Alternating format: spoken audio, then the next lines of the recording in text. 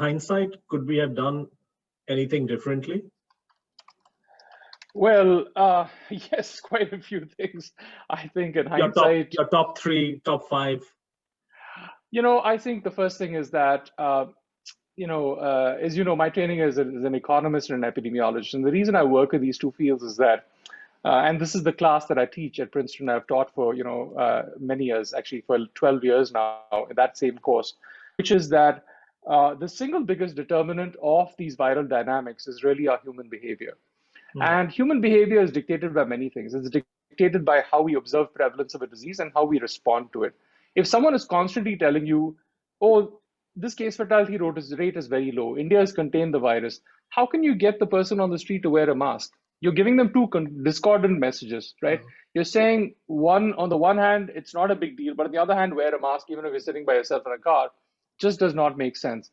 But the fact of the matter is that it is a virus that is dangerous. It is a virus that can be easily transmitted. It is a virus that we're not done with, right? And it is a virus that even if you have a vaccine, you're not fully protected against.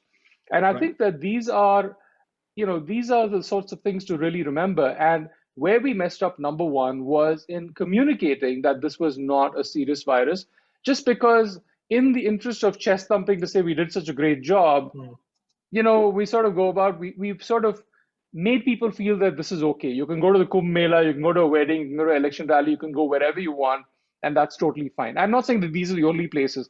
Lots of people have been having weddings and stuff. So we don't have to point to the Kumbh Mela as the only example. I think all of us have been remiss in some way or the other in our personal lives. So, I think that's really the important thing.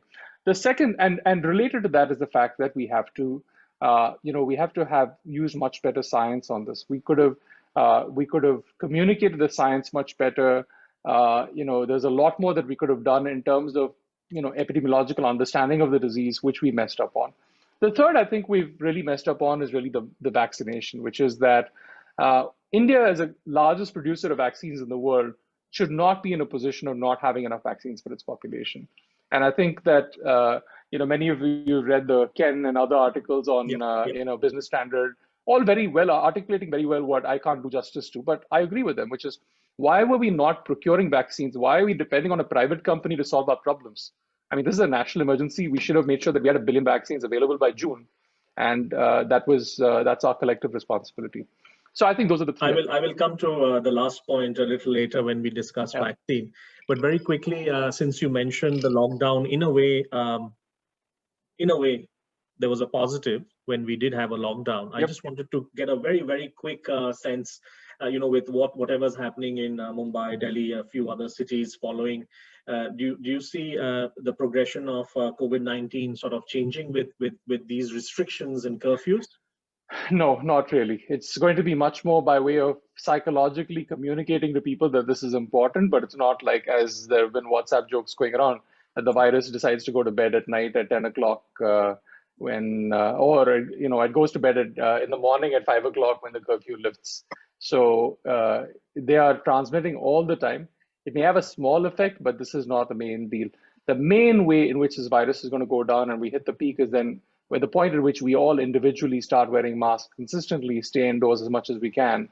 And that's when the virus runs out of people to feed on. And that's when it comes to an end. So very clear message to everyone is that, COVID appropriate behavior is important. That's it. Wearing the face mask is super important, physical distancing. And these are very, very highly effective in preventing the spread of the viruses, including the variant strains. And we would like to reinforce that again and again and again during the session.